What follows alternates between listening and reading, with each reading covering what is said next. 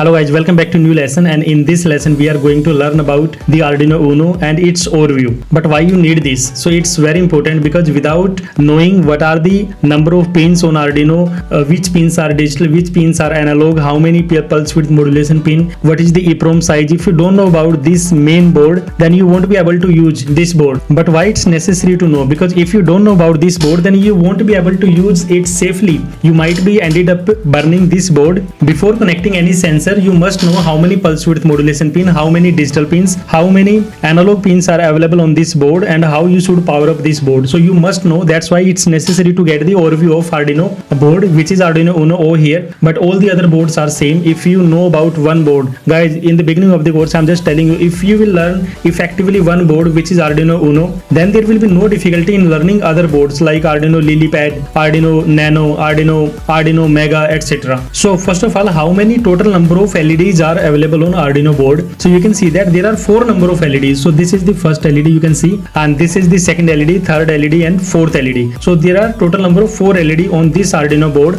and the first one is the power LED, right? This is the power LED. You can see that it's highlighted with the yellow color and the red mark. So this LED will be on as soon as you will give power supply to the Arduino board. So this is the first LED. Now if I talk about the other LED, these are TX and RX LED. So these are the 2 LED. These are also called hardware serial pins, right? Serial pin indicator LED. So you can see that this is pin number 0 and this is pin number 1. So this pin number 0 is RX pin and this pin number 1 is TX pin. So these 2 LEDs basically will denote whether your Arduino board is communicating with your laptop or not, or serial monitor is transferring data or not. So this transmitter LED will glow when the Arduino will transfer data to the laptop, or this receiver LED will glow when the data will come from laptop to your Arduino Uno. So these 2 LEDs are very important to visually see whether code is going in your Arduino board or not, or whether serial port is working properly or not. Now next LED is pin number 13 LED. So this is very important. All the Arduino boards, whether it's Arduino Mega, Lilypad or Arduino Uno, all the boards will going to have this LED, maybe at different pin, but this LED is fixed because it's very necessary. If you don't have any other hardware, but you can still program this LED which is connected in Arduino Uno to pin number 13. So just to check whether your Arduino Uno is working or not, you can just program this pin number 13, and this LED will behave accordingly. Let's say you provided a delay of 1000 millisecond at pin number 13 and giving the output 1 or 0. So this LED will behave in the same way. It will on for 1 second and off for 1 second, right? Off for 1 second, on for 1 second. So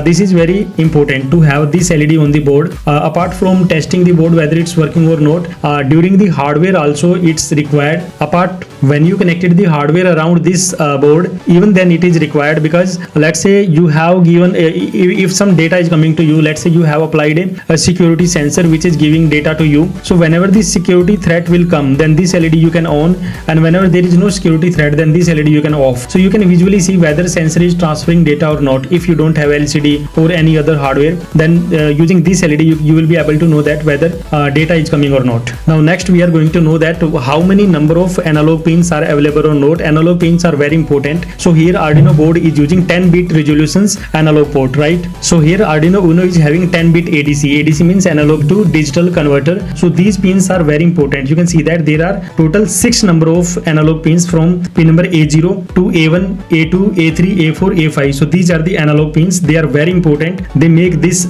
just super powerful. These pins make Arduino Uno super powerful. If you look toward other microcontrollers like 8051, they don't have analog pins, and because of that they have huge limitations. We can't interface analog sensor to them, but over here Arduino Uno have these analog pins. So because of this you can interface analog sensors. So basically why you need analog pins? Because there are lots of sensor around you, like temperature sensor, gas sensor, alcohol sensor, pollution sensor, right? Light sensor means LDR, light dependent resistor. There are lots of sensor which are giving analog output. Analog means continuously variable output, like 1.2, 1.3, 1.21, 1.22, like this. So these voltage Arduino cannot cannot read if it doesn't have analog pins. So analog pins are very necessary to read the analog voltage, otherwise you won't be able to read data from these sensors. Like analog pins, digital pins are also very necessary. So we are going to see how many total number of digital pins available. So you can see that there are total number of 14 digital pins available. You can see from here, from pin number 0 to pin number up to 7. So these are the 8 digital pins, and from pin number 8 to pin number 13, these are also digital pins. So total there are 14 digital pins. So these digital pins you can use according to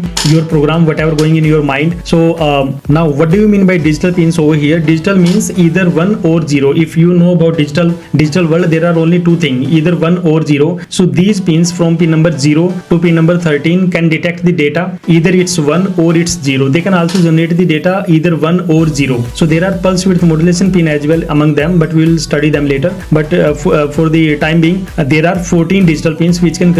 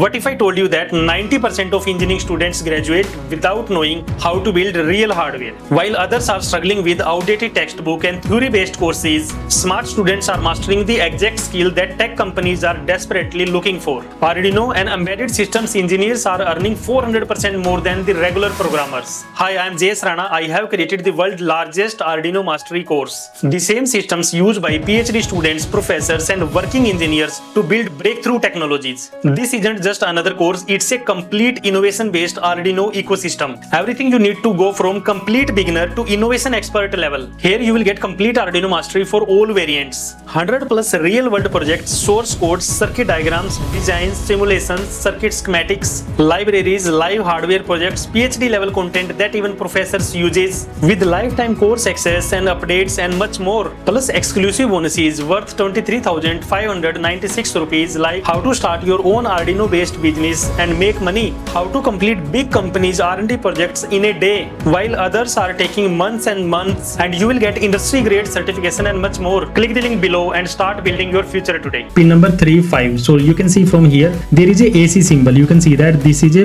type of pulse symbol. You can see on pin number 3, and the same symbol you will see on pin number 5, pin number 6, pin number 9, pin number 10, pin number 11. So these pins are pulse width modulation pin, I mean PWM pin. So they are also very necessary. But why we need them? We need them because see, you are getting analog data from sensors, right? Like 1.1 or 0.9 or 0.97. So this data Arduino is reading with the help of digital analog pins. But you might need to generate variable voltage, let's say 1.2 or let's say 3.47. So that variable voltage, or you can say the voltage which is not digital, right?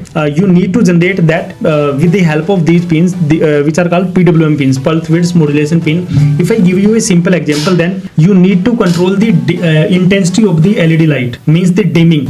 Let's say intensity is very low, then you are going to increase the intensity, then again you are going to increase the intensity, let's say 75%, 50%, 25%. You can see through this duty cycle as well. If you want very minimum light from a LED, then you can apply 20% duty cycle. So this 20% duty cycle will be applied with the help of this pulse width modulation pin. So any of these 6 pin which I have just told you, you can use use any one of the pin, and it is capable of providing variable voltage, or you can say 25 duty cycle variable. It might be 30%, 45% duty cycle. Upon your requirement you can generate, right? But this task is achieved with the help of these PWM pins. Recently, if I remember, just 2 months back, we have made a product for the army, and over there it was a very complex project, but I am just telling you one section. So there were 6 different color high power LED lights, and they need to be seen from a distance of 10 km approximately. So we need to control their intensity, and by controlling their intensity they are passing certain signals to the another unit which is standing 10 km away from them. So this was a project, but this was achieved with the help of this pulse width modulation. So everything whatever you can see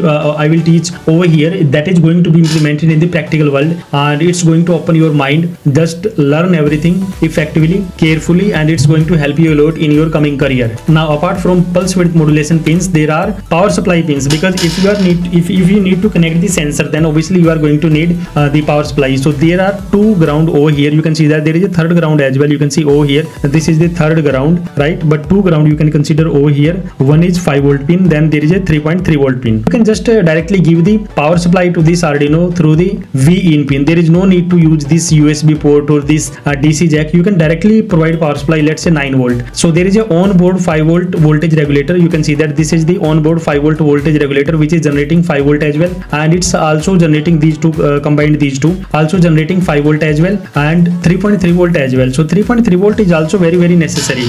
You might think it's not necessary 3.3 volt, but see, nowadays a lot of things are working on 3.3 volt. Like if I talk about RFID reader, right? RFID reader is also working on 3.3 volt. Then GSM module, which is like GSM module 800L, which is also working on 3.7 volt, but you can boost the voltage. And there are lots of other sensor nowadays is working on 3.3 volt, and it's a good news actually, right? But always remember, the output of this 5 volt or 3.3 volt is not of very high current. If you will connect multiple sensors over here, forget about multiple sensors. If you are going to connect even alcohol sensor or gas sensor or pollution sensor, that is going to burn out your power supply.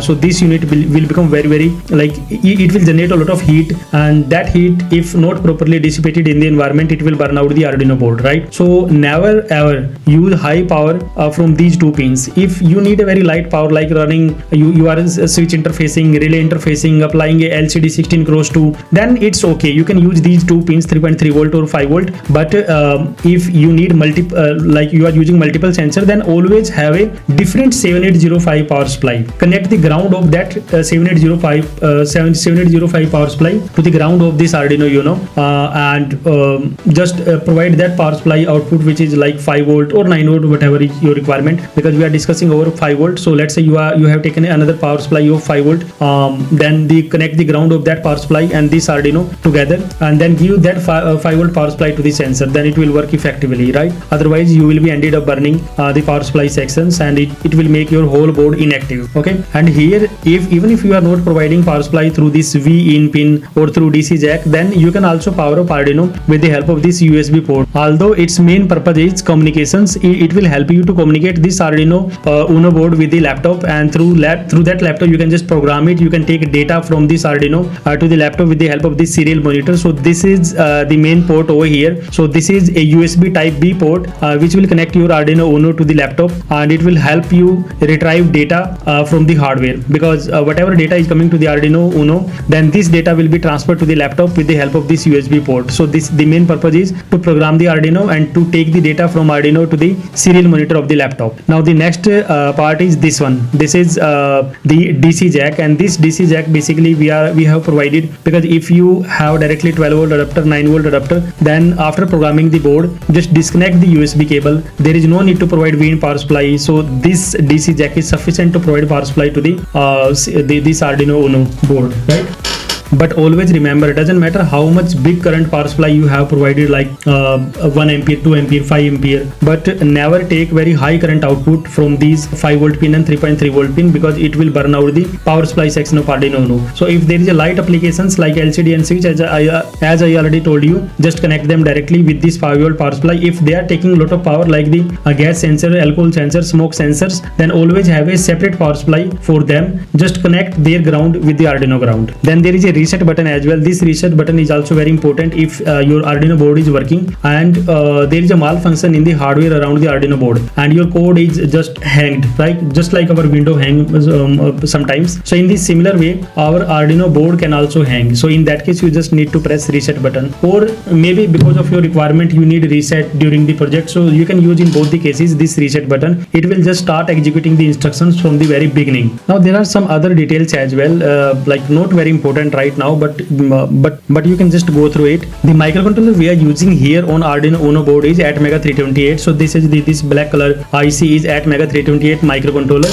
So this is basically AVR microcontroller, right? And the clock speed is 16 megahertz. Basically this is the speed at which the instruction is going to be performed. There is a equation, there is a formula, but just remember this 16 megahertz is the main thing which will help the Arduino to perform the instructions, to execute the instructions, or to go from one instruction to another instruction. So this is very important. And it's just like in your body there is a heart, and in Arduino there is a crystal oscillator which is like this one, you can see. Then there is a flash memory which is going to store data of your program, that is 32 KB, and there is a temporary working memory as well, which is of 2 KB only, right? And the EEPROM is 1 KB. EEPROM is also very important because you need to store the data permanently. Then this EEPROM is going to be very effective, and it's enough, right? Because we program EEPROM in a way so that it just keep deleting the unnecessary data. Okay, but if you need more, we can attach other modules as well. I will tell you later. Then there is ADC of 10 bit. ADC means analog to digital converter. So there are 6 pins. You can see that A0 to A5 as I earlier told you. Then there is a communication protocol available like I2C, SPI, serial. So this is all, and please download the notes by going to the resources and then just go through them. Thank you.